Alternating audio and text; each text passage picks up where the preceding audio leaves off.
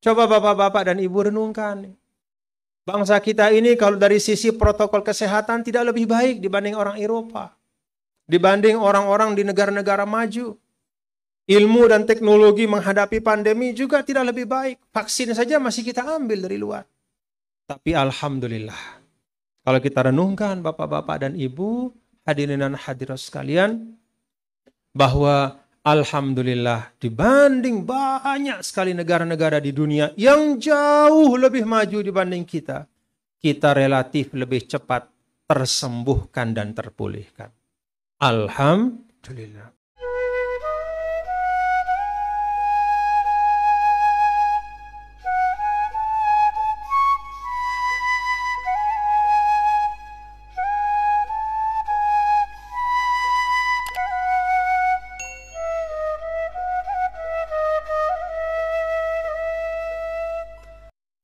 Bapak-bapak dan ibu, para hadirin dan hadirat sekalian, tamu undangan yang dirahmati Allah Subhanahu wa taala. Alhamdulillah wa syukrulillah. Pada malam hari ini dengan penuh kesyukuran kita bersama dapat bersilaturahim dari beragam asal usul kita, beragam suku kita, beragam organisasi kita, bahkan juga beragam agama kita.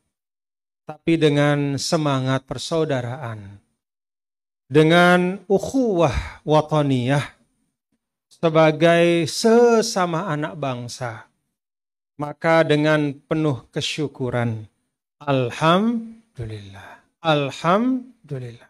kita dapat bersama berkumpul dalam peresmian pendopo Wikondo yang dirangkaikan dengan silaturahim dan pengajian atau tausiah.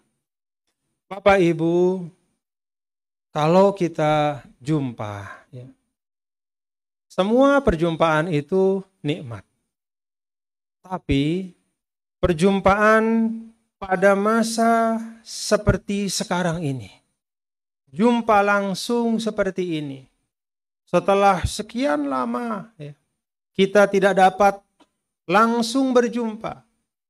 Teleponan iya, virtual iya, ya. Kirim WA, kirim SMS, atau pesan lewat alat komunikasi. Tapi jumpa susah. Maka saat seperti ini rasanya berlipat-lipat kesyukuran kita. Alhamdulillah. Dan bagi saya pribadi, bapak-bapak, ibu, saudara sekalian, saya dengan penuh kesyukuran ya, berterima kasih kepada Bapak Haji Wikondo dan panitia yang telah menjadi sebab saya bisa datang ke sini. Karena undangan beliau, maka saya bisa kenal dengan bapak-bapak. Kalau dalam Islam itu ada ungkapan man dalla ala khair falahu ajru fa'ilih. Orang yang memfasilitasi kebaikan, orang yang memberikan jalan, dia siapkan jalan sehingga sesuatu yang baik itu bisa terjadi. Sesuatu yang bermanfaat bisa terwujud. Maka siapapun yang kemudian menempuh jalan itu, siapapun yang kemudian melakukan kebaikan itu, maka dia mendapatkan bagian pahala seperti yang melakukannya. Maka kalau kita hadir di sini dalam kebaikan, mudah-mudahan langkah kita ini, ya, saya sebagai seorang muslim, di sini juga banyak hadir saudara-saudara saya, sesama muslim, juga saudara-saudara saya yang non-muslim. Tapi saya yakin semua agama kita mengajarkan bahwa ketika kita jalan kepada sesuatu yang baik, melakukan sesuatu yang baik, maka orang yang memfasilitasi kebaikan itu juga dapat bagian dari kebaikan, dapat bagian dari pahala. Nah ini bapak-bapak, ibu-ibu, saudara, sebenarnya di dalamnya ya, tidak hanya dari sisi agama, tidak hanya ini baik dari sisi agama dalam makna bahwa ada pahala, ada ganjaran baik, tapi ini juga bermanfaat dalam kehidupan sosial kita. Coba kita bayangkan bapak-bapak, dan ibu-ibu, kalau kita bawa semangat ini, falsafah ini, man dalla ala khair falahu ajru fa'ilihi. Barang siapa yang membuka pintu kebaikan, maka dia mendapat pahala seperti yang melakukan kebaikan itu. Kita bayangkan kalau semua kita, siapapun kita sebagai anak bangsa, dari beragam asal-usul, beragam agama, tapi satu sama lain, kita memfasilitasi kebaikan untuk saudara kita. Maka betapa indahnya Indonesia kita. Maka pada malam hari ini, saya mengajak peresmian Pendopo Wikondo ini kita ambil hikmahnya untuk kita. Bahwa diantaranya adalah mari kita mencoba menjadi jalan kebaikan dalam kehidupan. Itu yang kalau dalam Islam, Nabi yang mulia, Nabi besar Muhammad sallallahu alaihi wasallam menyampaikan, man futiha lahu babu khair falyantahisu fa innahu la yadri mata yughlaqu anhu. Siapa saja yang mendapatkan kesempatan untuk memasuki satu kebaikan, yang dia bisa melakukan kebaikan, baik inisiatifnya maupun dengan inisiatif orang lain, maka cepatlah masuk di pintu kebaikan itu. Karena dia tidak tahu kapan pintu itu akan tertutup untuk dirinya. Jadi setiap masa kita, khususnya ba'da pandemi ini, ya Allah, bapak-bapak, ibu, saudara-saudara ya, saya pikir tidak ada di antara kita yang tidak kehilangan sahabat. Pernah masa pada bulan Juni, Juli, Agustus, setiap hari kita buka WA kita, innalillah. Isinya innalillah terus. Sahabat-sahabat, saudara-saudara kita, teman-teman kita. Alhamdulillah, saya Muhammad Zainul Majdi, Pak Haji Wikondo, Ibu, ya, kita semua, Pak Kepala Desa, Bapak-bapak, para pimpinan umat beragama, semua kita, alhamdulillah masih sehat. Maka saya berharap yang kedua adalah kita dapat mengambil hikmah sebagai umat beragama. Sebagai seorang muslim, saya ambil hikmahnya dari pandemi ini. Sebagai seorang beragama Hindu, Pak Perbekal, ya, yang Kristiani, yang Buddha, yang Konghucu, semua kita ambil hikmahnya. Pada saat pandemi, bapak-bapak, ibu, kita semua berdoa. Kita semua berdoa supaya musibah ini cepat diangkat. Tapi pada saat yang sama jangan lupa untuk kita berdoa supaya hikmahnya itu ditetapkan oleh Allah, Tuhan yang Maha Kuasa dalam diri kita. Mudaratnya Allah hilangkan, tapi hikmahnya jangan sampai hilang.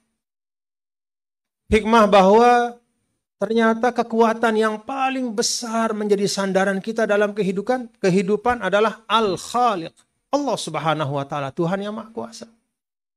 Sehebat-hebatnya kita, pemimpin-pemimpin kita dari semua tingkatan sudah sampai pada masa di mana bingung apa yang harus dikerjakan. Merasa kesulitan menyelesaikan pandemi ini.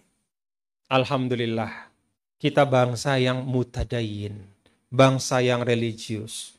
Maka kiai tuan gurunya mengangkat tangan berdoa, pedanda-pedandanya juga pergi ke rumah ibadah juga berdoa. Pendeta dan pastor juga berdoa. Biksu-biksu juga berdoa. Dan dari doa-doa itu, ya, kalau saya sebagai seorang muslim, saya percaya betul, ya, bahwa kekuatan doa itu mengatasi semua kekuatan lahiriah yang ada dalam kehidupan dunia. Coba bapak-bapak dan ibu renungkan. Bangsa kita ini kalau dari sisi protokol kesehatan tidak lebih baik dibanding orang Eropa. Dibanding orang-orang di negara-negara maju. Ilmu dan teknologi menghadapi pandemi juga tidak lebih baik. Vaksin saja masih kita ambil dari luar. Tapi alhamdulillah, kalau kita renungkan bapak-bapak dan ibu, hadirin dan hadirat sekalian, bahwa alhamdulillah dibanding banyak sekali negara-negara di dunia yang jauh lebih maju dibanding kita, kita relatif lebih cepat tersembuhkan dan terpulihkan. Alhamdulillah. Ini bapak-bapak dan ibu, hadirin dan hadirat sekalian, adalah hikmah yang menurut saya penting sekali. kita kembali kepada tuntunan agama kita dalam makna yang positif. Kita jadikan pemahaman agama kita itu sebagai jalan kita untuk menghadirkan kemaslahatan. Semua kita pada saat corona kemarin ya, tuan guru, kiai-kiai kalau berdoa di masjid, doanya bukan hanya untuk umat Islam, tapi untuk seluruh bangsa Indonesia. Saya yakin juga semua tokoh agama seperti itu mendoakan seluruh bangsa. Alhamdulillah, Allah kabulkan. Maka hikmah ini jangan hilang dari kita. Jadi mudarat dari corona pandemi ini kita doa supaya hilang, tapi hikmahnya nggak boleh hilang. Pertama tadi hikmah bahwa kekuatan itu adalah pada bersandar pada yang maha kuat. Kalau nyandar sama manusia, nggak lama usianya. Mau nyandar sama pejabat, pejabat itu 5-10 tahun paling lama. Mau nyandar sama seorang yang kaya, belum tentu yang kaya hari ini, besok pagi tetap kaya. Dalam Al-Quran di surah Al-Qalam itu kan ada. Ashabul jannati idh aqsamu la yasrimunnaha musbihin. Ada diceritakan dalam Al-Quran, sekelompok orang yang punya kebun yang sangat subur. Ditanami tanaman yang besok tinggal dipanen. Maka pada malam hari antar mereka bicara, besok kita bakal panen. Wah, hasilnya bisa kita beli apa yang kita perlukan. Dengan penuh keyakinan. Cuman satu yang mereka lupa, kata Allah, wala yastathnun. Nggak ada insya Allahnya. Jadi mereka sangat yakin sampai dia lupa mengembalikan kepada Sang Pencipta. Maka apa yang terjadi? Fa asbahat kassarim. Tengah malam itu dengan takdir yang maha kuasa itu bisa hilang. Kemudian hilang begitu saja, pagi-pagi mereka menemukan tanah itu sudah kosong. Nggak ada apa-apa. Bersandar pada selain dari Sang Pencipta, itu tidak akan menghasilkan kekuatan yang hakiki. Maka Bapak-bapak dan Ibu, semua kegiatan-kegiatan keagamaan, di kalangan umat Islam, di kalangan umat Hindu, Kristiani, mari tumbuhkan semangat keagamaan itu. Dengan cara ritual ibadah yang diyakini masing-masing. Tidak dicampur-campur. Yang umat Islam dengan ritual Islamnya. Artinya sholatnya, kemudian ritual ibadahnya. Yang Hindu demikian, yang Kristen, Katolik demikian. Dengan cara masing-masing. Dengan akidah yang juga ada perbedaan. Akidah kita memang ada perbedaan. Tapi di balik perbedaan akidah itu, di balik beragamnya ritual ibadah kita, kita disatukan dengan persaudaraan kemanusiaan. Alhamdulillah.